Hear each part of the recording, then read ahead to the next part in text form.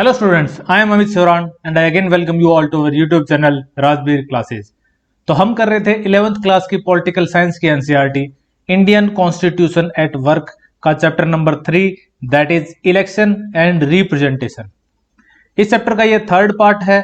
इससे पहले मैं 2 पार्ट और बना चुका हूं, जिसने वो नहीं देखे पहले वो देख लीजिए।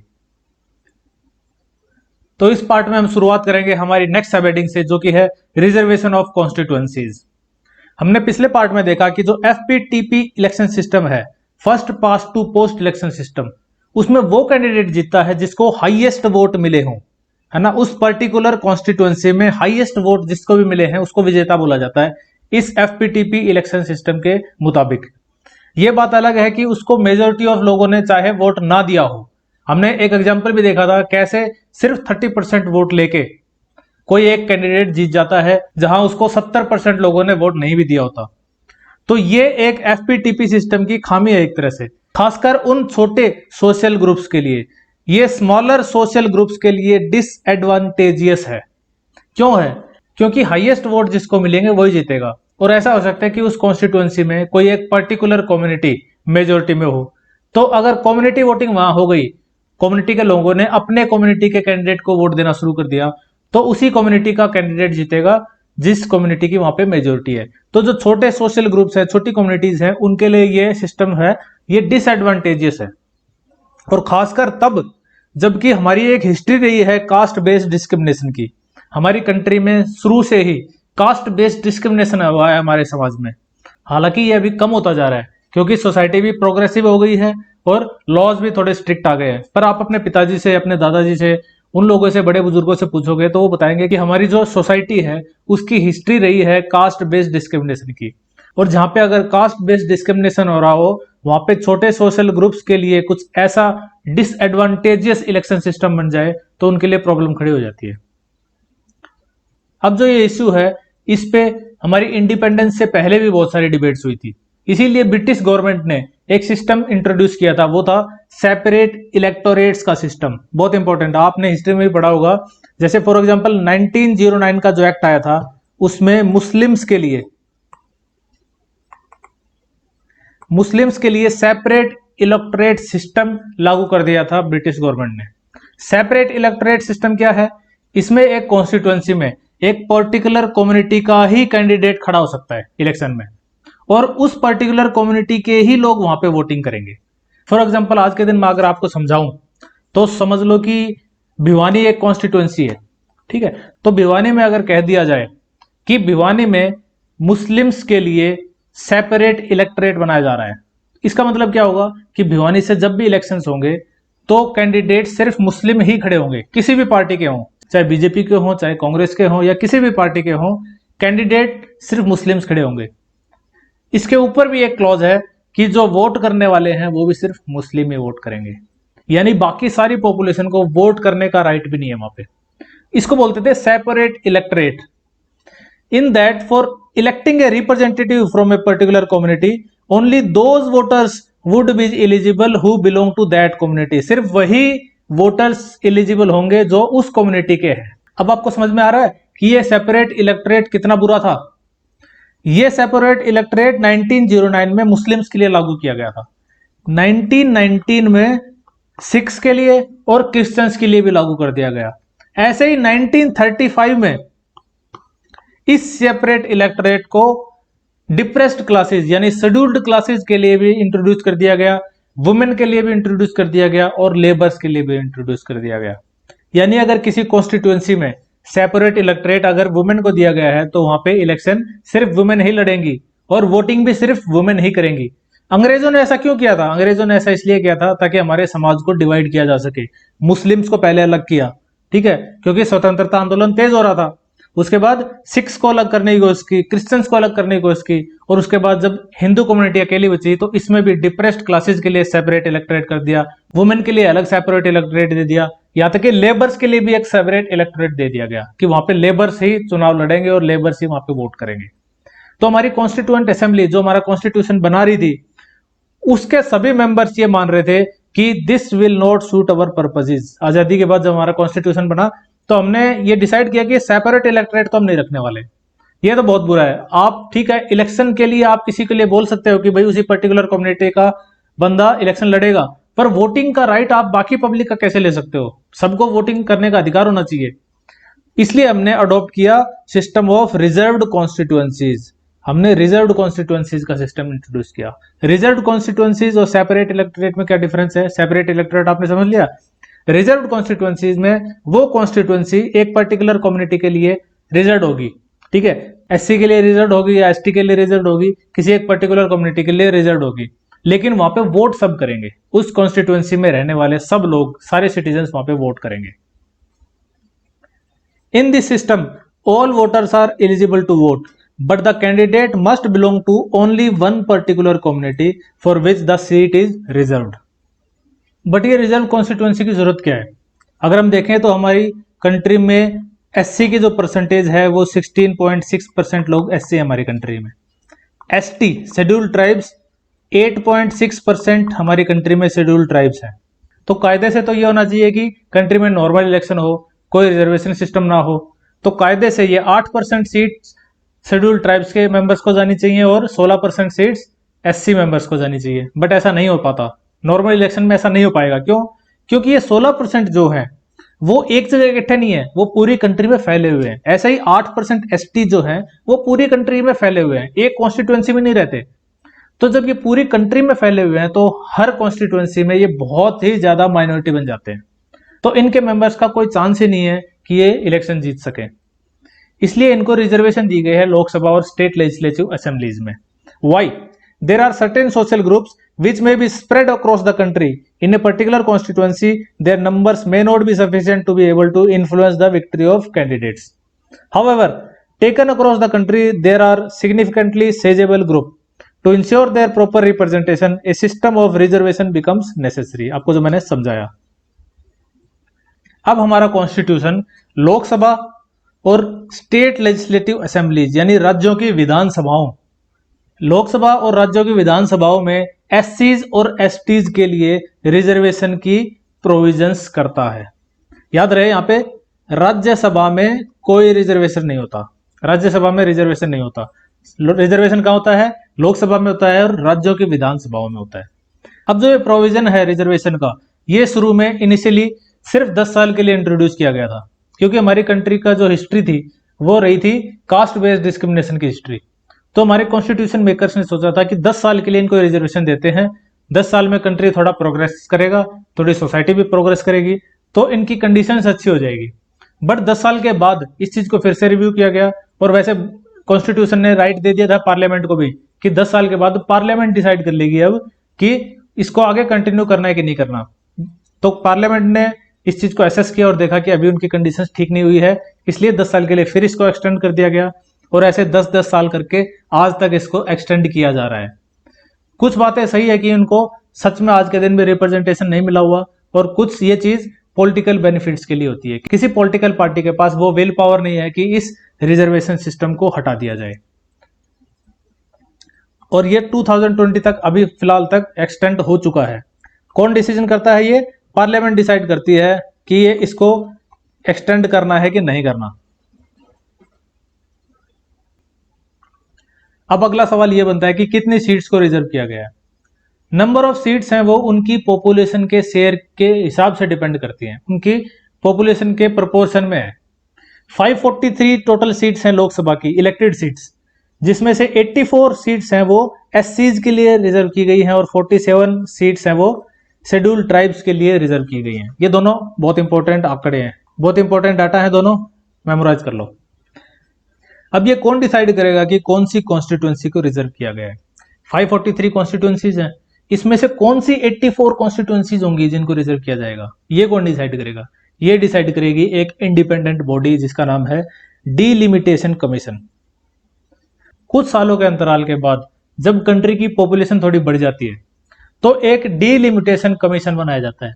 ये कमीशन ये देखता है कि कौन सी कॉन्स्टिट्यूएंसी की पॉपुलेशन कितनी बड़ी है, क्या उस कॉन्स्टिट्यूएंसी में जो कम्युनिटीज रह रही हैं उनकी जो पॉपुलेशन है उसके रेशियो में कुछ बदलाव आया है। अगर ऐसा हुआ है तो कॉन्स्टिट्यूएंसीज की बाउंड्रीज को फिर से डीलिमिटेट किया जाता है, फिर से बनाया जाता है। कोई एक कॉन्स्टिट्यूंसी है, फॉर एग्जांपल हमारी जो कॉन्स्टिट्यूंसी है वो भिवानी और महेंद्रगढ़ को मिला के एक कॉन्स्टिट्यूंसी बनी हुई है।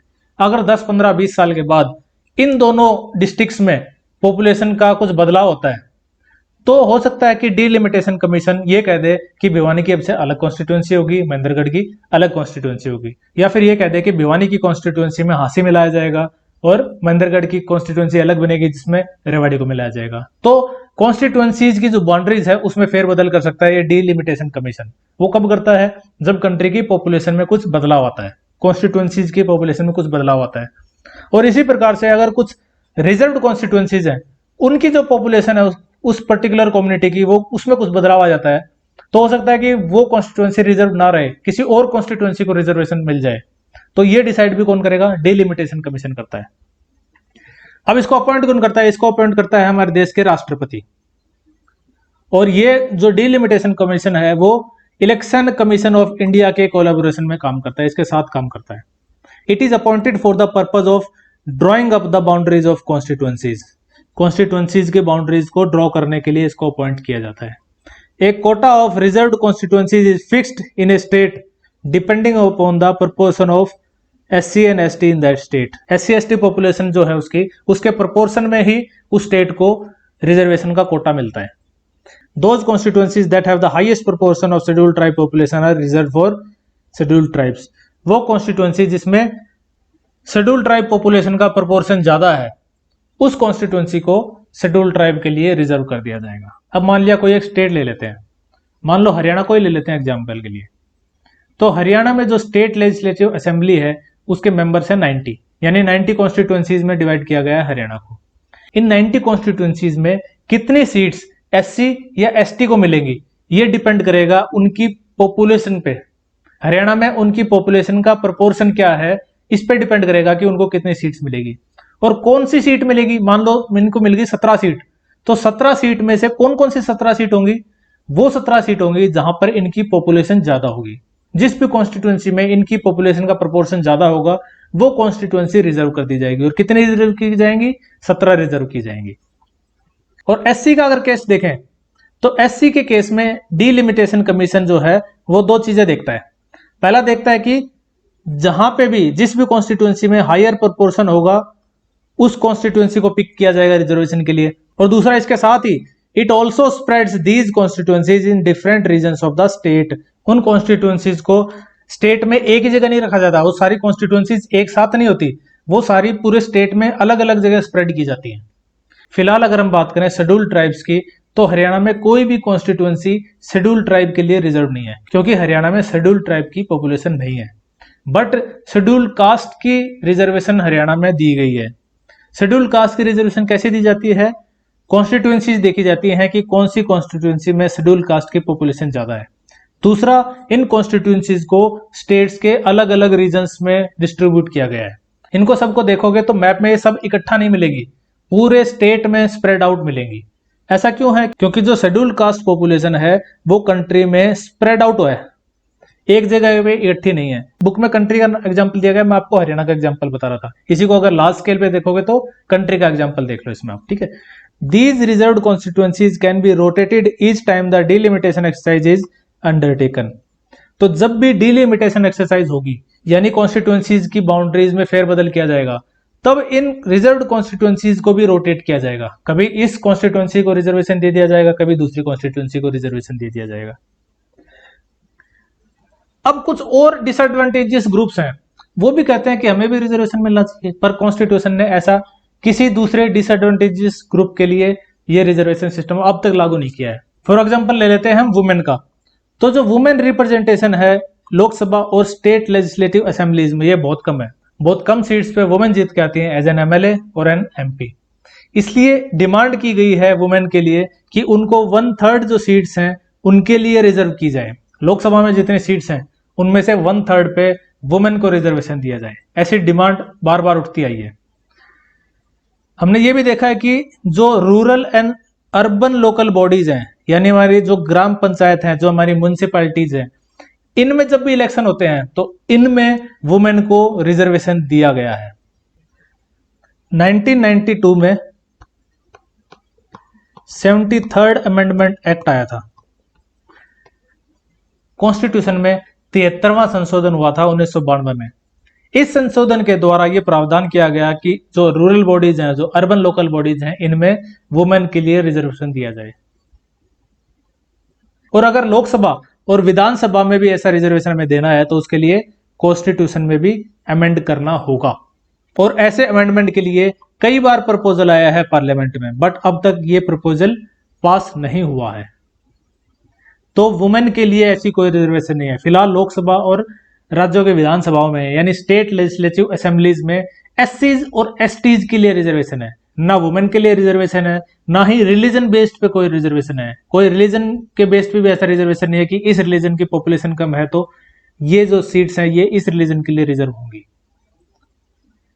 अब नेक्स्ट है बैटिंग है हमारी फ्री एंड फेयर इलेक्शंस। अगर हम चाहते हैं कि जो डेमोक्रेसी है वो रियल में ग्राउंड पे डेमोक्रेसी बन के आए, यानी उसको रियल फॉर्म में इंप्लीमेंट किया जाए कंट्री में, तो ये जरूरी है कि जो हमारा इलेक्शन सिस्टम है वो इम्पार्शियल हो और ट्रांसपेरेंट हो। ट्रांसपेरेंट का मतलब साफ दिखाई दे, पारदर्शी। इलेक्शन हो रहा है, लोगों को साफ दिख रहा है कि इलेक्शन इस तरीके से हो रहा है, कोई छुप के कोई काम नहीं हो रहा। तो ट्रांसपेरेंट इलेक्शन होना चाहिए और इम्पार्शियल इलेक्शन होना चाहिए, कोई पार्शियलिटी नहीं होनी चाहिए। जो बॉडी इलेक्शन करवा रही है, for example election commission of India election करा रहा है, तो वो किसी भी पार्टी के लिए पार्शियलिटी ना करे। तो इसको बोलते हैं impartial and transparent election system, free and fair elections. अब हमारा कॉन्स्टिट्यूशन इलेक्शन के मेथड्स तो बताता ही है, साथ में 2 क्वेश्चंस के भी जवाब देता है। वो 2 क्वेश्चंस कौन से हैं? हु आर द वोटर्स, हमारी कंट्री में वोट कौन करेगा, and who can contest elections, और इलेक्शन कौन लड़ेगा। वोट कौन करेगा और इलेक्शन कौन लड़ेगा, ये जवाब भी हमारा कॉन्स्टिट्यूशन हमको देता है। In both these respects our constitution follows well established democratic practices. अब देखते हैं यूनिवर्सल एडल्ट फ्रेंचाइज क्या होता है। वैसे आपने पिछली क्लासेस में भी पढ़ा होगा कि यूनिवर्सल एडल्ट फ्रेंचाइज एक सिस्टम है जिसमें किसी डेमोक्रेटिक कंट्री में उस कंट्री में रहने वाले सब अडल्ट्स को वोटिंग करने का अधिकार होता है। अब अडल्ट की डेफिनेशन हर कंट्री की अलग होती है। फॉर एग्जांपल 1989 तक हमारी कंट्री में 21 साल से ऊपर वाले वोट कर सकते थे, ठीक है। 1989 के बाद इंट्रोड्यूस किया गया कि 18 ईयर से ऊपर वाले भी वोट कर सकते हैं, यानी 18 से 21 तक की जो पॉपुलेशन है उसको वोट करने का अधिकार दे दिया गया था 1989 में। तो यूनिवर्सल एडल्ट फ्रेंचाइजी वो है जिसमें सब अडल्ट्स को बराबर वोटिंग का अधिकार होता है। ऐसी कोई डेमोक्रेटिक कंट्री जिसमें सब अडल्ट्स को बराबर वोटिंग करने का अधिकार हो। इन मैनी कंट्रीज हमने देखा है कि बहुत सारी कंट्रीज अभी भी ऐसी हैं जहां पे ये लड़ाई अभी भी चल रही है, सब लोगों को बराबर अधिकार नहीं है, खासकर वुमेन को। अब हमारी कंट्री में तो सबको यूनिवर्सल एडल्ट फ्रेंचाइज मिल गया था, यानी 1947 में जब हम आजाद हुए थे उसके बाद से ही हमारे कॉन्स्टिट्यूशन में इंट्रोड्यूस कर दिया गया था कि हमारी कंट्री में यूनिवर्सल एडल्ट फ्रेंचाइज हम फॉलो करेंगे। बट बहुत सारी ऐसी कंट्रीज हैं जिनमें इन राइट्स के लिए काफी सारी लोगों को फाइट करनी पड़ी थी। फॉर एग्जांपल अभी भी ऐसे बहुत सारे कंट्री हैं जिनमें वुमेन को वोटिंग राइट हाल ही में मिले हैं, यानी पिछले कुछ सालों में उनको राइट मिले। आज तक वुमेन को वहां पे वोटिंग राइट्स भी नहीं थे, लेकिन इंडिया में ऐसा नहीं था। इंडिया में 1947 के बाद से ही वोटिंग राइट सबको मिले, हर अडल्ट को मिले थे। Indian constitution guarantee every adult citizen in the India right to vote till 1989। 1989 का भी मैंने आपको बताया कि 1989 तक इंडिया में उन लोगों को वोट करने का अधिकार था जिनकी उम्र 21 साल से ऊपर हो चुकी है, यानी 21 साल को वो पार कर चुके हैं। बट 1989 में ही कॉन्स्टिट्यूशन में अमेंडमेंट किया गया और जो एलिजिबिलिटी एज है उसको घटाकर 18 साल कर दिया गया, यानी 18 से 21 साल के बीच के जो युवा थे उनको भी वोट करने का अधिकार दे दिया गया। ऐसा इसलिए किया गया क्योंकि 1989 में हमारी कंट्री में युवाओं की पॉपुलेशन बढ़ रही थी और युवा जो हैं वो कॉलेजेस में, यूनिवर्सिटीज में जो पॉलिटिकल एक्टिविटीज हैं उनमें बहुत ज्यादा एक्टिव हो गए थे। तब हमारे जो प्रधानमंत्री थे मिस्टर राजीव गांधी, उनको एक युवा प्रधानमंत्री की तरह देखा जाता था। तो उन्होंने सोचा था कि जो ये ब्रैकेट है 18 से 21 साल का ब्रैकेट, जो युवाओं का ब्रैकेट है, ये शायद मुझे वोट दे देगा। इसलिए उन्होंने सोचा था कि 21 साल से घटा के वोटिंग एज हम 18 कर देते हैं, और 18 ही आज तक चलती आई है। और जो अडल्ट फ्रेंचाइज है वो प्रिंसिपल ऑफ इक्वालिटी को फॉलो करता है और नॉन डिस्क्रिमिनेशन को फॉलो करता है। अब कुछ लोग ये सोचते हैं कि जो राइट टू वोट है क्या उसका बेस एजुकेशन क्वालिफिकेशन पर नहीं होना चाहिए। उनका मत ये है कि कोई एक इंसान है काफी पढ़ा लिखा है, वो ग्रेजुएशन करता है, पोस्ट ग्रेजुएशन करता है और आगे की भी पढ़ाई करता है, तो उसको देश की राजनीति की समझ होगी, ठीक है। वहीं पर एक इंसान है जो 18 साल की उम्र तो पार कर चुका है, पर वो अनपढ़ है, वो कहीं गांव देहात में रहता है, उसको कोई आइडिया नहीं है। उसको आप एक शराब की बोतल दे दोगे तो आपको वोट दे देगा, अगर 100 रुपए का एक पत्ता दे दोगे तो आपको वोट दे देगा। यानी उसको राजनीति की कोई समझ नहीं है, उसको अपनी वोट की वैल्यू का अंदाजा नहीं है। तो क्या इन दोनों व्यक्तियों के वोट की बराबर वैल्यू होनी चाहिए? क्या ऐसा नहीं होगा कि उस पढ़े लिखे इंसान ने एक वोट दिया है किसी पार्टी को, और उस एक अनपढ़ इंसान ने, जो ये एक शराबी है, उसने अपना वोट ऑपोजिशन पार्टी को देके क्या इसके वोट को, इसके कीमती वोट को नलीफाई नहीं कर दिया, इसके वोट को जीरो नहीं कर दिया? तो कुछ लोगों का मानना यह है कि एजुकेशन क्वालिफिकेशन को एक क्राइटेरिया बनाना चाहिए राइट टू वोट के लिए। बट हमारे जो कॉन्स्टिट्यूशन मेकर्स थे, उन्होंने भी इस पर डिबेट की थी और उन्होंने कहा था कि कंट्री में जितने भी एडल्ट्स हैं उनको अपनी अपनी समझ है। ऐसा अगर कर दिया गया कि सिर्फ एजुकेशन क्वालिफिकेशन वालों को ही राइट टू वोट दिया जाए, तो इन गरीब जनता के लिए कभी भी कोई पॉलिटिकल पार्टी काम नहीं करेगी, इनके लिए कोई क्यों पॉलिसी लाएगा? इसलिए सबको बराबर राइट टू वोट होना चाहिए। सब में इतनी समझ है कि सोसाइटी के गुड के लिए, सोसाइटी के भले के लिए अपना वोट, अपना कीमती वोट सही व्यक्ति को दिया जाए। ठीक है। What is true to right to vote is also true to right to contest elections। और जो right to vote के लिए true है वो right to contest election के लिए भी true है। मतलब right to contest election में भी एजुकेशन क्वालिफिकेशन को क्राइटेरिया नहीं बनाया गया है। आज भी एक अनपढ़ व्यक्ति चुनाव लड़ सकता है, चुनाव जीत सकता है, और पढ़े लिखे आईएएस अधिकारी के ऊपर भी जाके कमांड कर सकता है। तो education qualification right to vote में भी नहीं है, राइट टू कंटेस्ट इलेक्शन में भी नहीं है। However, there are different minimum age requirements for contesting elections। हाँ, ये बात अलग है कि अलग अलग एज रिक्वायरमेंट्स है अलग अलग टाइप के इलेक्शंस के लिए। फॉर एग्जांपल लोकसभा और जो स्टेट की असेंबलीज हैं, इनके लिए जो क्राइटेरिया है वो 25 साल का क्राइटेरिया है। एटलीस्ट आपको 25 ईयर्स की एज को क्रॉस करना होगा अगर आपको लोकसभा के लिए इलेक्शन लड़ना है या फिर स्टेट लेजिस्लेटिव असेंबलीज के लिए इलेक्शन लड़ना है। और अगर आपको पंचायत के लिए इलेक्शन लड़ना है तो आपको 21 साल का होना अनिवार्य है। अगर आपको राज्यसभा का इलेक्शन लड़ना है तो आपको 30 साल का होना अनिवार्य है। तो अलग अलग इलेक्शंस के लिए अलग अलग मिनिमम एज रिक्वायरमेंट्स तय की गई है। अब कुछ रिस्ट्रिक्शंस भी हैं। फॉर एग्जांपल किसी एक व्यक्ति को 2 या 2 से ज्यादा सालों के लिए इम्प्रिजनमेंट हो जाता है, यानी उसको जेल हो जाती है। कोई एक ऐसा उसने अपराध किया है जिसके कारण उसको सजा मिली है 2 या 2 से ज्यादा सालों के लिए, तो वो इलेक्शन नहीं लड़ सकता। वो इलेक्शन कब तक नहीं लड़ सकता? उसको इलेक्शन लड़ने के लिए जेल से छूटने के बाद 6 साल और टाइम गुजारना होगा। फॉर एग्जाम्पल अगर आज के दिन श्री ओम प्रकाश चौटाला जी जेल से बाहर आ जाते हैं तो 6 साल के बाद वो इलेक्शन लड़ सकते हैं। इन 6 सालों में वो इलेक्शन नहीं लड़ सकते। तो कुछ रिस्ट्रिक्शंस भी लगाए गए हैं। बट इस तरह के रिस्ट्रिक्शंस जो है वो इनकम पे, एजुकेशन पे, जेंडर पे, इस तरह के टॉपिक्स पे ये सब रिस्ट्रिक्शंस नहीं लगाए गए हैं। अब नेक्स्ट सब हेडिंग है इंडिपेंडेंट इलेक्शन कमीशन। अगर कंट्री में फ्री एंड फेयर इलेक्शंस करवाने हैं तो कंट्री में एक ऐसी बॉडी होनी चाहिए जो बिना किसी दबाव के, बिना किसी भेदभाव के अपना काम कर सके और इलेक्शंस को फ्री एंड फेयर तरीके से कंडक्ट करवा सके। तो ऐसी एक बॉडी इंडिया में भी है, वो है election commission of India. Election commission of India, इसका प्रोविजन है आर्टिकल 324 में। कॉन्स्टिट्यूशन के आर्टिकल 324 में मेंशन किया गया है कि कंट्री में एक इलेक्शन कमीशन ऑफ इंडिया बनेगा जिसका काम होगा कंट्री में फ्री एंड फेयर इलेक्शंस करवाना। यहाँ ये भी देखना है कि ऐसा मैकेनिज्म बहुत सी कंट्रीज में नहीं है। जो आर्टिकल 324 का सब क्लॉज 1 है, ये बताता है इलेक्शन कमीशन ऑफ इंडिया के काम। ये इलेक्शन कमीशन ऑफ इंडिया का काम क्या क्या होंगे, देखिए काम क्या है। The superintendence, direction and control of preparation of electoral rolls for and conduct of all elections to parliament and legislature of every state and of elections to the offices of president and vice president held under the constitution shall be vested in a commission referred to in this constitution as the election commission। किस किस के कराएंगे elections? Parliament के कराएंगे। और किसका कराएगा? State legislative assemblies का कराएगा। यानी पार्लियामेंट का मतलब लोकसभा प्लस राज्यसभा।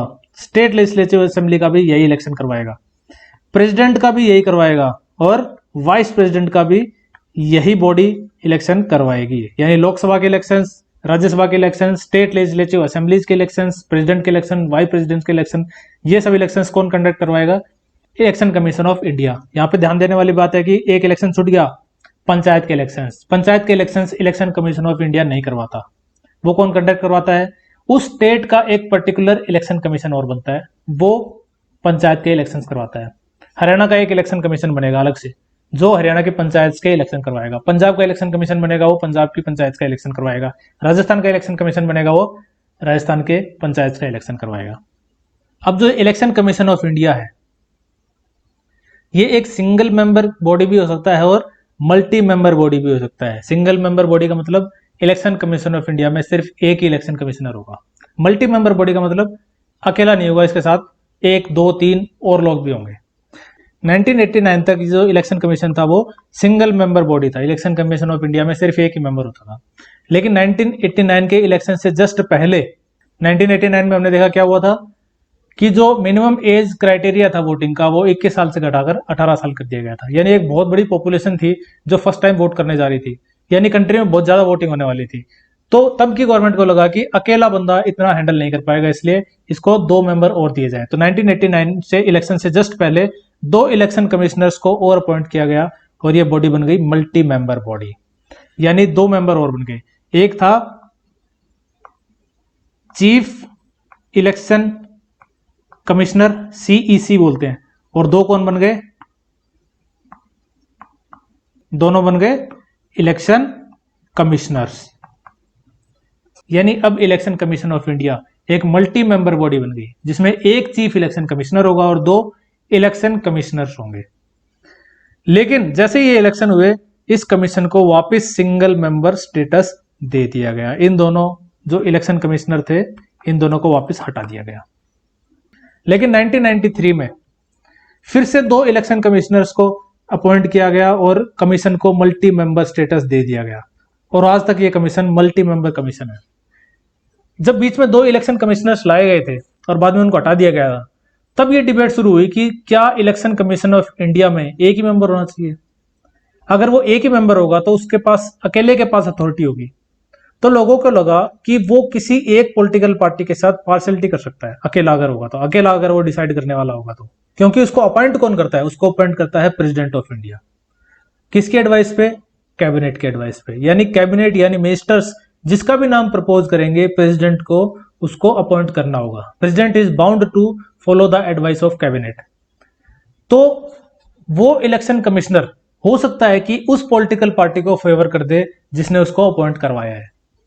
तो ये डिबेट चली कि उस अकेले के पास ये सारी पावर्स नहीं होनी चाहिए, उसके साथ कुछ मेंबर्स और होने चाहिए। तब जाके 1993 में डिसाइड किया गया कि 2 इलेक्शन कमिश्नर्स और दिए जाएंगे। इसके बाद भी कुछ अप्रीहेंशंस काफी सालों तक चली कि जो चीफ इलेक्शन कमिश्नर है और 2 इलेक्शन कमिश्नर है, 3 देखे थे ना, एक चीफ इलेक्शन कमिश्नर है और 2 इलेक्शन कमिश्नर है। अब अगर इन तीनों में डिफरेंस ऑफ ओपिनियन हो जाता है, डिफरेंस ऑफ ओपिनियन का मतलब इन तीनों में किसी बात को लेकर मतभेद हो जाता है, ये डिसाइड नहीं कर पा रहे हैं, तो किसकी ज्यादा चलेगी? तो इसके ऊपर डिबेट काफी सारी चली। कुछ कहते थे कि चीफ इलेक्शन कमिश्नर के पास ज्यादा पावर्स होनी चाहिए, इन दोनों के पास कम पावर्स होनी चाहिए। और कुछ कहते थे अगर इनके पास अगर पावर्स कम होंगी तो इनको अपॉइंट करने का फायदा क्या है, अगर चीफ इलेक्शन कमिश्नर को ही अपनी मनमानी चलानी है। तो ये डिबेट जो है वो सुप्रीम कोर्ट तक चली गई। पॉलिटिकल पार्टीज इस डिबेट को लेकर सुप्रीम कोर्ट चली गई। इलेक्शन कमिश्नर्स भी ऐसे थे जो चीफ इलेक्शन कमिश्नर की बातों से कई बार सहमत नहीं होते थे, तो वो सब सुप्रीम कोर्ट में मुद्दा चला गया और सुप्रीम कोर्ट ने इसको डिसाइड किया। और डिसीजन क्या दिया वो हम आगे देखते हैं। सुप्रीम कोर्ट ने डिसाइड ये किया कि जो चीफ इलेक्शन कमिश्नर है वो इलेक्शन कमीशन ऑफ इंडिया को प्रिजाइड करेगा, यानी उसका वो प्रेसिडेंट चीफ इलेक्शन कमिश्नर होगा। बट ध्यान देने वाली बात यह है कि he does not have more powers than other election commissioners. बाकी दोनों इलेक्शन कमिश्नर से ज्यादा पावर उसके पास नहीं होगी। यानी एक मल्टी मेंबर बॉडी है जिसमें एक चीफ इलेक्शन कमिश्नर है और 2 इलेक्शन कमिश्नर हैं, पर इन तीनों की पावर्स बराबर है। ये सीनियर जरूर है पर इन तीनों की पावर्स बराबर है। अगर कोई डिसीजन लेना है तो 2 लोग अगर किसी चीज के फेवर में तो उनकी बात मानी जाएगी। The chief election commissioner and other 2 election commissioners have equal powers, star लगा रहा हूं बच्चों ध्यान रखना, have equal powers to take all decisions relating to elections as a collective body. Equal powers है तीनों के पास। अब जो तीनों के तीनों है वो तीनों के तीनों को अपॉइंट करता है president of India on advice of council of ministers. Ministers he advice करते हैं प्रेसिडेंट को और प्रेसिडेंट इन तीनों को अपॉइंट करता है। तो ये डर अभी भी बना हुआ है कि ये जो इलेक्शन कमिश्नर है वो गवर्नमेंट के फेवर में कोई डिसीजन ले सकते हैं, पार्शियलिटी कर सकते हैं। इसीलिए डिमांड बार बार उठती है कि ये जो प्रोसीजर है इनको अपॉइंट करने का, इस प्रोसीजर को चेंज किया जाना चाहिए, नया प्रोसीजर अपनाना चाहिए। ऐसे काउंसिल ऑफ मिनिस्टर्स बोल देते हैं और प्रेसिडेंट अपॉइंट कर देता है, ये प्रोसीजर ठीक नहीं है। इससे पार्शलिटी हो सकती है, इससे भेदभाव किया जा सकता है इलेक्शन कमीशन ऑफ इंडिया के द्वारा। तो नया प्रोसीजर क्या होना चाहिए? कुछ लोगों ने यह भी सजेस्ट किया है कि जब इनको अपॉइंट किया जाता है तो लीडर ऑफ ओपोजिशन से भी कंसल्ट किया जाए, जो ओपोजिशन का लीडर है उससे कंसल्ट किया जाए। चीफ जस्टिस ऑफ इंडिया यानी सुप्रीम कोर्ट का जो मेन जज है, chief justice of India, leader of opposition, इन दोनों का भी सजेशन लिया जाए, इन दोनों से भी कंसल्ट किया जाए जब भी आप चीफ इलेक्शन कमिश्नर और इलेक्शन कमिश्नर्स को अपॉइंट कर रहे हो, इन दोनों की भी थोड़ी सी राय ली जाए। अब कॉन्स्टिट्यूशन है वो चीफ इलेक्शन कमीशन और इलेक्शन कमिश्नर्स को एक सिक्योरिटी ऑफ टेन्योर भी देता है कि इनके टेन्योर की सिक्योरिटी है कि कितने साल रहेंगे, इनको हटाया नहीं जा सकता बीच में। 6 इयर्स टर्म, अगर इनको एक बार अपॉइंट कर दिया तो ये 6 साल तक रहेंगे, इनको बीच में आप हटा नहीं सकते, सिक्योरिटी ऑफ टेन्योर है। या फिर 6 साल तक, या फिर टिल द एज ऑफ 65, 65 तक, विच एवर इज अर्लियर। या तो 65 की एज अटेंड कर लें या इनके 6 साल पूरे हो जाएं, उसके बाद ही इनको हटाया जाएगा। सिक्योरिटी ऑफ टेन्योर मिलने से इनके मन में डर की भावना कम हो जाती है। इनको ये डर नहीं रहता कि कल को हमने गवर्नमेंट के खिलाफ कोई डिसीजन ले लिया तो गवर्नमेंट हमको हटा देगी। तो इनको अगर इंडिपेंडेंट रूप से काम करना है तो इनको सिक्योरिटी ऑफ टेन्योर मिलना चाहिए, इसलिए कॉन्स्टिट्यूशन इनको सिक्योरिटी ऑफ टेन्योर देता है। अगर इनको एक बार अपॉइंट कर दिया तो इनको 6 इयर्स की टर्म मिलती है, 6 साल तक ये रहेंगे, या फिर 65 इयर्स तक, जब तक ये 65 के हो नहीं जाते। बट अगर फिर भी 6 साल से पहले इनको हटाना है, अगर इनका व्यवहार ही अच्छा नहीं है और 6 साल से पहले हटाना ही है, सिक्योरिटी ऑफ टेन्योर का मतलब ये तो नहीं जम के बैठ गए फिर भी हटाना है, तो एक प्रोसीजर है। प्रोसीजर क्या है कि उनको हटाएगा कौन? प्रेसिडेंट ही हटाएगा, लेकिन मिनिस्टर्स के एडवाइस से नहीं, पूरे पार्लियामेंट के एडवाइस से। Both houses of parliament, parliament के दोनों हाउसेज यानी लोकसभा राज्यसभा, सब अगर प्रेसिडेंट को बोलेंगे, एक रिकमेंडेशन देंगे स्पेशल मेजोरिटी से पास करके, तब जाके प्रेसिडेंट चीफ इलेक्शन कमिश्नर को हटाता है, जो कि पॉसिबल नहीं है। बहुत मुश्किल से ऐसा हो सकता है, ऐसा आज तक तो हुआ नहीं है। This is done to ensure that the ruling party can not remove chief election commissioner who refuse to favour it in elections. ऐसे ही जो इलेक्शन कमिश्नर हैं उनको भी प्रेसिडेंट के द्वारा हटाया जा सकता है।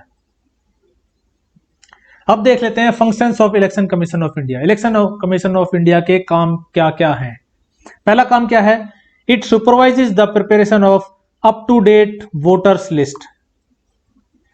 जब भी इलेक्शन होंगे तो जो वोटर्स लिस्ट है वो अपडेट होती है। अब इलेक्शन हुए, 5 साल बाद फिर इलेक्शन हो गए, तो इन 5 साल के दौरान बहुत सारी ऐसी पॉपुलेशन होगी जो 18 साल की उम्र को क्रॉस कर जाएगी, तो वोटर्स लिस्ट को अपडेट करना होगा। तो ये वोटर्स लिस्ट को अपडेट कौन करेगा? Election commission of India update करता है। Second function is it also determines the timing of elections and prepares election schedule. Elections कब कब होंगे, कहां कहां पे किस फेज में इलेक्शंस होंगे, कितने फेजेस में इलेक्शंस होंगे, ये सारी की सारी timing election commission of India decide करता है। जो इलेक्शन शेड्यूल है वो क्या क्या इंक्लूड होता है उसमें? नोटिफिकेशन, इलेक्शन का नोटिफिकेशन कौन निकालेगा? Election commission of India. The date from which nominations can be filled, nominations कब से फिल किए जाने चाहिए उसकी date, last date of filling nominations, nomination fill करने की last date, last date of scrutiny, last date of withdrawal of nominations, date of polling, voting किस दिन होगी, date of counting and declaration of results, results किस दिन declare होंगे, किस दिन वोट काउंट होंगे, ये सब schedule election commission of India जारी करता है इलेक्शन से पहले। तीसरा फंक्शन क्या है इसका? During the election process the election commission of India has the power to take decisions to ensure a free and fair pole.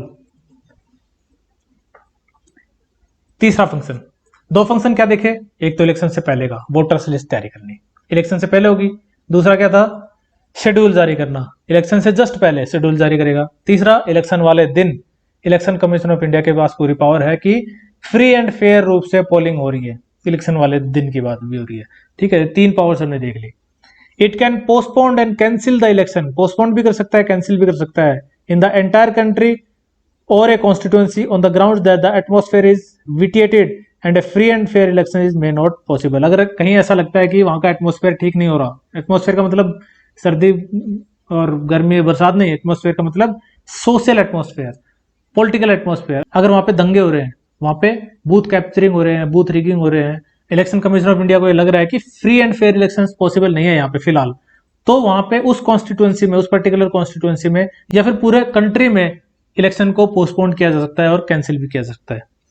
The commission also implements A model code of conduct for parties and candidates. It can order A repoll in a specific constituencies. Model code of conduct क्या है? एक तरह से rules हैं जो political parties को और candidates को फॉलो करने पड़ते हैं। उन रूल्स में ये सब लिखा होता है कि इलेक्शन वाले दिन या फिर आप प्रचार के दौरान क्या क्या चीज फॉलो कर सकते हो और क्या क्या आप नहीं कर सकते। तो वो पॉलिटिकल पार्टीज या कैंडिडेट्स वो रूल्स यानी वो model code of conduct follow कर रहे हैं या नहीं कर रहे, ये सब इंश्योर करना कमीशन का काम है। कमीशन का काम है कि ये model code of conduct implement किए जाएं। It can also order recount of votes. Recounting भी करा सकता है अगर उसको लगता है कि काउंटिंग प्रोसेस है वो फेयर एंड जस्ट नहीं है। अगर काउंटिंग ठीक ढंग से नहीं हुई है तो फिर से काउंटिंग भी करवाई जा सकती है बैलेट पेपर्स की। The election commission accords recognition to political parties and allot symbols to each of them. Political parties को सिंबल्स भी इलेक्शन कमीशन ऑफ इंडिया देता है और उनको रिकॉग्निशन भी देता है। किसी पॉलिटिकल पार्टी ने कोई अपना नाम सजेस्ट किया है तो इलेक्शन कमीशन ऑफ इंडिया उसको अप्रूवल देता है। कोई पॉलिटिकल पार्टी अपना पॉलिटिकल सिंबल लेके जाती है कि हमको ये सिंबल चाहिए, तो इलेक्शन कमीशन ऑफ इंडिया को लगता है कि अगर ये सिंबल ठीक है दिया जा सकता है तो उनको अप्रूव कर देता है। तो ये सब इलेक्शन कमीशन ऑफ इंडिया करता कैसे है? उसके पास इतना बड़ा स्टाफ है क्या ये सब काम करना? नहीं, उसके पास खुद का स्टाफ नहीं होता, उसके पास तो लिमिटेड स्टाफ होता है। It has very limited staff of its own. It conducts the elections with the help of administrative machinery. जो एडमिनिस्ट्रेशन है पूरा का पूरा वो सारा का सारा उस समय इलेक्शंस के time election commission of India के अंडर आ जाता है। ठीक है, तो during the election process the administrative officers of the state and central governments are assigned election related duties. जो एडमिनिस्ट्रेटिव ऑफिसर्स होते हैं स्टेट्स के, सेंट्रल गवर्नमेंट से, उनको इलेक्शन से रिलेटेड ड्यूटीज को असाइन किया जाता है। और जब भी वो इलेक्शन से रिलेटेड ड्यूटीज करते हैं तब वो इलेक्शन कमीशन ऑफ इंडिया के अंडर काम करते हैं। ऐसा कहा जाता है ना कि भाई जो हमारे सरकारी अफसर हैं, सरकारी बाबू हैं, वो ढंग से काम नहीं करते, उनका आउटपुट बहुत कम है, वो आलसी होते हैं। वो आलसी कब तक होते हैं? जब तक वो अपने स्टेट गवर्नमेंट के अंडर काम करते हैं या सेंट्रल गवर्नमेंट के अंडर काम करते हैं। पर जब वो इलेक्शन कमीशन ऑफ इंडिया के अंडर आ जाते हैं इलेक्शन प्रोसेस के दौरान, तब आप उनका आउटपुट देखो कितना अच्छे से इलेक्शन करवाया जाता है। इंडिया का जो इलेक्शन है उसकी मिसाल पूरे वर्ल्ड में दी जाती है। यहाँ तक कि फॉरेनर्स जो हैं वो भी इलेक्शन कमीशन ऑफ इंडिया का काम सीखने के लिए यहाँ पे ट्रेनिंग लेने आते हैं हमारी कंट्री में। Election commission can transfer the officers और स्टॉप देयर ट्रांसफर्स। उनका ट्रांसफर स्टॉप भी कर सकता है, उनको ट्रांसफर भी कर सकता है उस दौरान जब उनको इलेक्शन रिलेटेड ड्यूटीज दी गई है। It can take action against them for failing to act in a non partisan manner. और उनके खिलाफ एक्शन भी ले सकता है।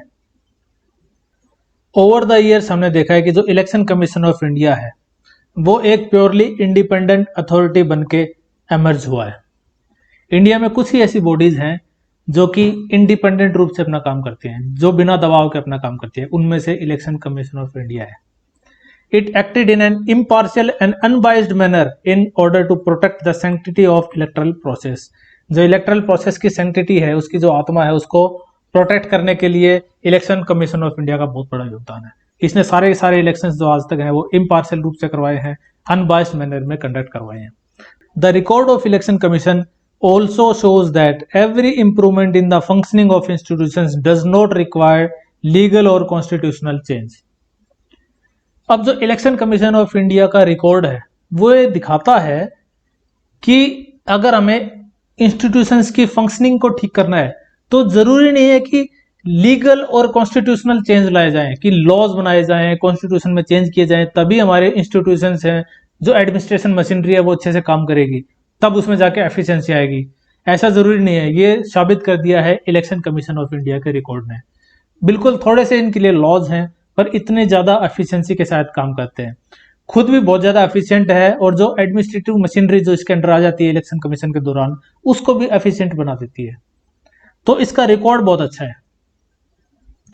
It is widely agreed that the election commission of India is more independent and assertive now than it was till 15 years ago। और ऐसा इसलिए नहीं हुआ कि इलेक्शन कमीशन ऑफ इंडिया जो है उसकी पावर्स और कॉन्स्टिट्यूशनल प्रोटेक्शन है उसको इंक्रीज कर दिया गया, नहीं, पावर्स उसकी उतनी ही है, बल्कि उसने अपनी पावर्स को ज्यादा इफेक्टिवली यूज किया है। अलग अलग बॉडीज, अलग अलग एडमिनिस्ट्रेटर्स क्या बोलते हैं कि हमारी पावर्स नहीं है, हमारी पावर्स इंक्रीज कर दो तो हम ये कर देंगे वो कर देंगे। नहीं, आपके पास जो पावर है उसी को आप इफेक्टिवली यूज करो, आप बहुत अच्छे रिजल्ट दोगे। इलेक्शन कमीशन ऑफ इंडिया ने यही करके दिखाया। इलेक्शन कमीशन ऑफ इंडिया का जो रिकॉर्ड है वो यही दिखाता है कि जो लीगल और कॉन्स्टिट्यूशनल चेंजेस करने जरूरी नहीं है, आप अपनी एफिशिएंसी जो मौजूदा पावर्स हैं उनको यूज करके भी ला सकते हो। Since 1951-52 17 Lok Sabha elections have been held. 51-52 से लेकर 1951-52 से लेकर अब तक कुल 17 लोकसभा इलेक्शंस हो चुके हैं। 17वां कब हुआ है? 2019 में। 51-52 में फर्स्ट लोकसभा इलेक्शन हुआ था। 17 लोकसभा इलेक्शन हो चुके हैं। न जाने कितने ही स्टेट लेजिस्लेटिव असेंबली के इलेक्शन हो चुके हैं और कितने ही बाई इलेक्शन हो चुके हैं। बाई इलेक्शन का मतलब मध्यावधि चुनाव। किसी एक कॉन्स्टिट्यूंसी में कोई एमएलए एमपी की डेथ हो जाती है या कोई रिजाइन कर देता है, तो उस कॉन्स्टिट्यूंसी में अगर इलेक्शन होते हैं तो उसको बोलते हैं बाई इलेक्शन हो रहे हैं, वहां पे मध्यावधि चुनाव हो रहे हैं। ऐसे कई सारे elections election commission of India efficiently conduct करवा चुका है आज तक। इस दौरान इलेक्शन कमीशन ऑफ इंडिया ने बहुत सारी ऐसी डिफिकल्ट सिचुएशंस फेस की हैं। फॉर एग्जांपल बहुत सारे ऐसे एरियाज हैं, असम, पंजाब, जम्मू कश्मीर, जो कि मिलिटेंसी अफेक्टेड हैं, जहां पे मिलिटेंसी बहुत ज्यादा है, टेररिज्म बहुत ज्यादा है। ऐसे जगह पे भी इलेक्शन कमीशन ऑफ इंडिया ने इलेक्शंस कंडक्ट करवाए हैं। It has also faced the difficult situation of having to postpone the election process midway in 1991 when the ex-Prime Minister Rajiv Gandhi was assassinated during campaign. 2002 में भी election commission of India had to face another critical situation. एक ऐसी critical situation 2002 में भी election commission of India ने face की थी, जब गुजरात में दंगे हुए थे, कम्युनल राइट्स हुए थे। उस दौरान Gujarat assembly was dissolved, Gujarat assembly को डिसॉल्व किया गया था and elections had to be conducted, elections करवाने थे। तब इलेक्शन कमीशन को ये लगा कि जो वॉयलेंस हो रहा है स्टेट में, इसके कारण अभी फिलहाल फ्री एंड फेयर इलेक्शंस करवाना इम्पॉसिबल है गुजरात के अंदर। तो इलेक्शन कमीशन ने डिसाइड किया कि इस इलेक्शन को पोस्टपोन किया जाए फॉर फ्यू मंथ्स, कुछ महीने के लिए इसको पोस्टपोन किया जाए। सुप्रीम कोर्ट में भी ये मुद्दा गया था, सुप्रीम कोर्ट ने इस डिसीजन को अपहेल्ड किया था, नहीं इस डिसीजन के फेवर में ही वर्डिक्ट किया था। इलेक्शन कमीशन ऑफ इंडिया का डिसीजन सही माना था सुप्रीम कोर्ट ने भी। सो हमारी जो नेक्स्ट सब हेडिंग है वो है इलेक्टरल रिफॉर्म्स, यानी चुनाव प्रक्रिया में सुधार। हमने देखा कि कोई भी इलेक्शन सिस्टम है वो परफेक्ट नहीं हो सकता। There are bound to be many flaws and limitations.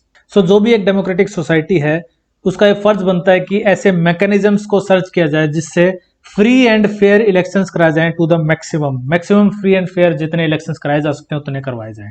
जो ये फ्लॉज हैं, जो लिमिटेशंस हैं, इनको दूर करने की कोशिश की जानी चाहिए। यही एक डेमोक्रेटिक सोसाइटी के साइन होते हैं।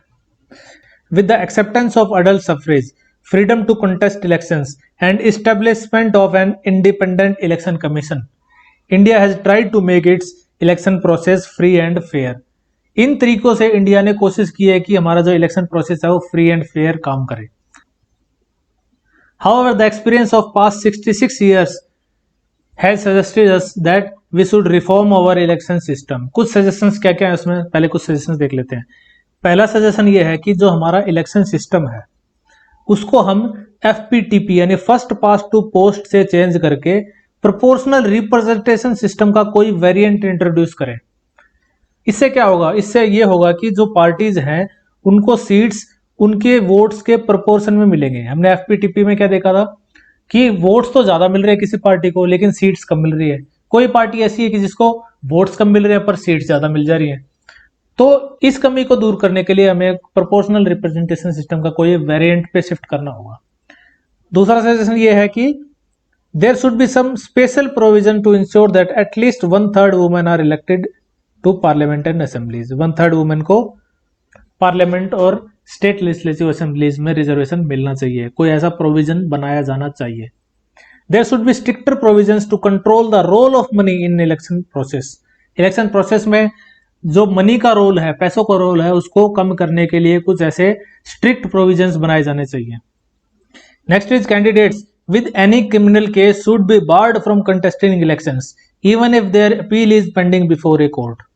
किसी भी कैंडिडेट के ऊपर अगर क्रिमिनल केस लग गया है, अगर उसकी अपील पेंडिंग है कोर्ट में, तब भी उसको कंटेस्ट करने से मना किया जाना चाहिए। हमने देखा है कि सिर्फ उन्हीं कैंडिडेट्स को कंटेस्ट करने से मना किया जाता है जिनको कम से कम 2 साल की सजा हो गई हो, बट ऐसे केसेस को भी बार किया जाना चाहिए जिनकी अपील पेंडिंग हो। ठीक है, इससे क्या होगा? इससे क्रिमिनल लोग कम आएंगे पार्लियामेंट में। There should be complete ban on use of caste and religious appeals.